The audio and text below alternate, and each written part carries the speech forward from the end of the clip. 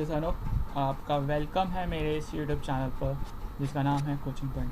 तो स्टूडेंट, इस वीडियो में हम प्रैक्टिकली देखेंगे कि कैसे हम एक मॉड्यूल जनरेट करते हैं और उससे इंपोर्ट करवाते हैं दूसरे प्रोग्राम में। कैसे हम दूसरे प्रोग्राम में हम उसे इंपोर्ट कराना सीखेंगे। तो सबसे पहले हमें अपना पाइथन जिसमें हम काम करेंगे, कोडिंग लिखेंगे, उसे ओपन करना है। ओपन करने के बाद हमें न्यू फाइल ओपन करनी है जहाँ पे हम मॉड्यूल के अंदर फंक्शन लिखेंगे। तो सबसे पहले सपोज मेरे को 1 2 3 फंक्शन बनाने हैं जिसमें एडिशन, सब्ट्रैक्शन और मल्टीप्लिकेशन, ये तीनों फंक्शन मुझे जनरेट करने हैं। तो जनरेट करने के लिए कोई भी फंक्शन बनाने के लिए हम जो कीवर्ड यूज़ करते हैं वो है डेफ कीवर्ड यूज़ करने के बाद फंक्शन का नाम, जो भी आप नाम रखना चाहते हो, मैंने रखा हुआ है सम, और इसमें मेरे को जो है पैरामीटर पास करने हैं, जो कि है पैरामीटर देने हैं वो हैं 2 और a, b, c, सॉरी 2 ही ठीक है। तो मैंने 2 पैरामीटर इसमें डाल दिए। अब उसके बाद अब मैंने यहाँ पे जैसे हम सम करते हैं, जैसे हम सम टोटल निकालते हैं, वैसे उसका फॉर्मूला लिखना है। तो मैंने यहाँ पे लिख दिया s, एक वेरिएबल है जिसके अंदर सम को स्टोर करवाया जाएगा, और फिर a प्लस b,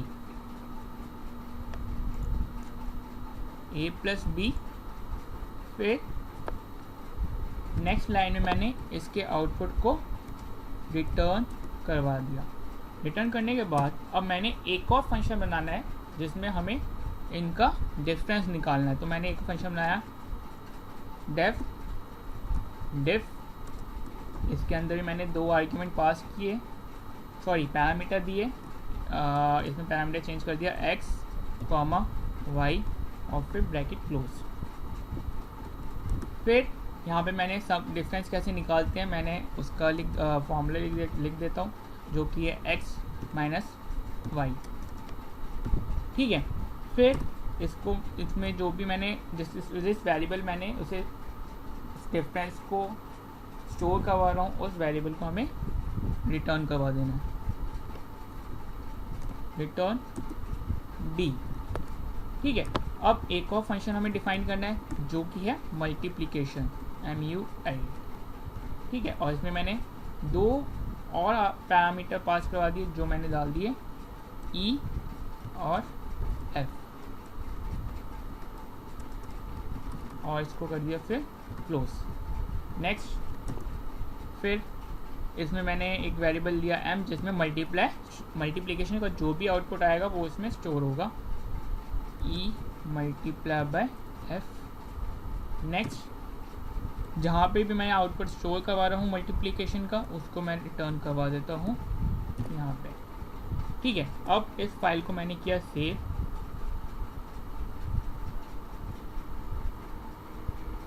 और मैंने इसका नाम डाल दिया मॉड्यूल 1, और ये कर दिया सेव। सेव करने के बाद अब हम नई फाइल ओपन करेंगे जहाँ पे हम इन फंक्शन को कॉल करवाएंगे। तो इस मॉड्यूल को पहले हमें इंपोर्ट करवाना पड़ेगा, जो कि है हमने जो पहले मॉड्यूल बनाया है, इस वाले मॉड्यूल को इंपोर्ट करवाना पड़ेगा एक करेंट फाइल के अंदर। तो उसके लिए हम यूज़ करते हैं इंपोर्ट कीवर्ड, जो इस मॉड्यूल 1 के अंदर मॉड्यूल 1 को इंपोर्ट करवाएगा। तो मैंने लिख दिया इंपोर्ट मॉड्यूल 1। ठीक है। फिर नेक्स्ट लाइन में गया।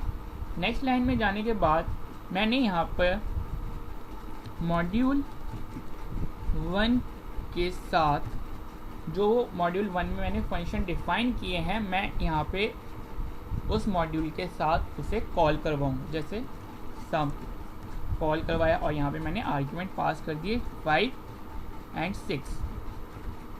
ठीक है। फिर नेक्स्ट लाइन में मैंने इसे प्रिंट करवा दिया। प्रिंट मैंने करवाया ए तो हो गया, इसमें मैंने डाल दिया T। अब T क्यों लिखा? क्योंकि मैं इन मॉड्यूल को जो ऑपरेशन परफॉर्म होगा तो उसमें हमें कहीं ना कहीं वेरिएबल को स्टोर तो करवाना पड़ेगा। तो स्टोर करवाने के लिए मैंने उसको स्टोर में करवाया है टी वेरिएबल के अंदर। ठीक है, यहाँ पे हो गया टी। अब मुझे फिर दूसरा मॉड्यूल पे इंपोर्ट करवाना है। ऐसे हम सारे मॉड्यूल इंपोर्ट करवा सकते हैं। अब इसके लिए उसे मैं एक एक करके दिखाऊंगा। अब इस फाइल को हमने सेव किया तो उसे मैंने डाल दिया कैल्क नाम से और इसको करा हमने रन।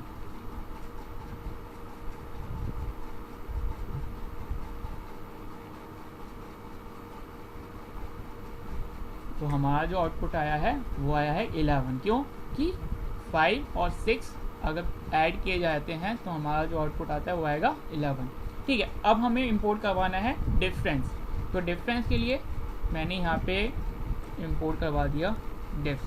ठीक है, फाइल को सेव किया, नेक्स्ट किया, तो हमारा जो आउटपुट आएगा वो -1 में आएगा, -1।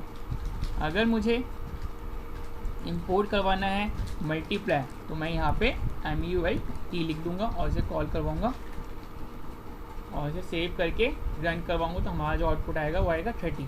अगर हमें तीनों को इंपोर्ट करवाना है साथ में, अगर हमें तीनों को इंपोर्ट करवाना है तो हम अलग अलग फंक्शन को कॉल करवाएंगे जो भी हमने डिफाइन किए होंगे मॉड्यूल नेम के साथ। ठीक है, जैसे यहाँ पे मैंने एक सम का हो गया, सम को कॉल कर लिया। नेक्स्ट हमने डिफ को कॉल किया और एक हमारा मल्टीप्लाई हो गया। ठीक है, तो ये हमारे मॉड्यूल में हो गया। और नेक्स्ट इसके जो जहाँ पे हम इन मॉड्यूल को इनका और जो आउटपुट स्टोर करवा रहे हैं इनका नाम चेंज कर देते हैं। यहाँ हो गया V और ये हो गया, इसका नाम दे देते हैं H। और इन सबको यहाँ पर प्रिंट में आउटपुट के शो करवाने के लिए यहाँ पे इनको यूज़ कर देते हैं और H। फाइल को सेव किया तो वो तीनों साथ में आपको आउटपुट दिखा देगा। ठीक है, पहला 11, फिर -1, फिर 30। अब मैं आपको बताऊंगा कि कैसे हम एक ही इंपोर्ट को हम फ्रॉम मेथड का यूज़ करके बताऊंगा कैसे हम फ्रॉम से इंपोर्ट करवा सकते हैं। तो फ्रॉम के लिए हमें इंपोर्ट से पहले फ्रॉम कीवर्ड लगाना पड़ेगा।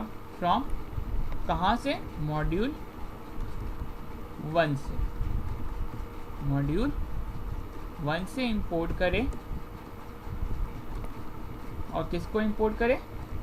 जो भी आप पर्टिकुलर फंक्शन यूज़ करना चाहते हो, जो भी आप फंक्शन को कॉल करवाना चाहते हो उसको मॉड्यूल के इंपोर्ट कीवर्ड के साथ लिखना है। जैसे मेरे को सम को कॉल करवाना है तो मैंने यहाँ पे सम लिखा और इन सबको हटा देता हूँ, इनको कमेंट बना देता हूँ। ठीक है, और इनको दो वेरिएबल को हटा दिया जाए। तो ये हमारा सम मॉड्यूल को ही, सम फंक्शन को ही कॉल करेगा दूसरे मॉड्यूल में। Module 1 is not defined. एक मिनट, एरर शो कर रहा है लाइन 2 में।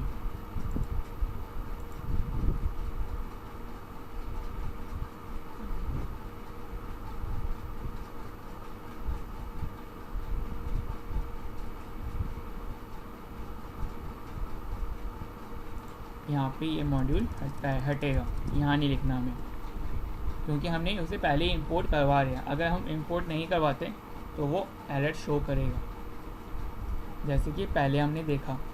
अगर हम यहाँ पे मॉड्यूल 1 साथ में लिख देते हैं तो वो एरर शो करेगा, जैसे कि अब module 1 is not defined, module 1 dot asm, second line में वो एरर शो कर रहा है जो कि है मॉड्यूल 1 इज़ नॉट डिफाइंड। तो हमें इस मॉड्यूल को डिलीट करना पड़ेगा। तो डिलीट करने के बाद हमारा आउटपुट आ जाएगा।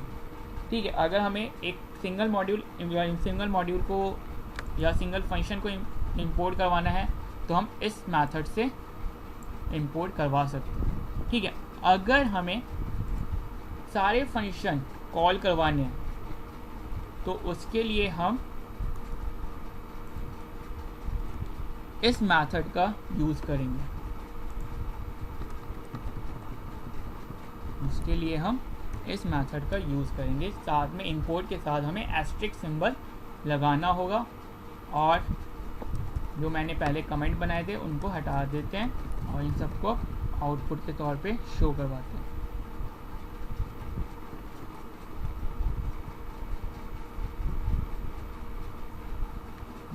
ओके, फिर से वही सेम एरर, इन मॉड्यूल को हटाना है हमें यहाँ से, जो मॉड्यूल 1 लिखा हुआ है इनको हटा देना है, क्योंकि हम इंपोर्ट के साथ अगर हम इंपोर्ट यूज़ करते हैं तब हम मॉड्यूल 1 का यूज़ करेंगे, अदरवाइज़ जब हम फ्रॉम कीवर्ड का यूज़ करते हैं तो हम मॉड्यूल 1 डॉट ऑपरेटर के को रिमूव कर दिया जाता है।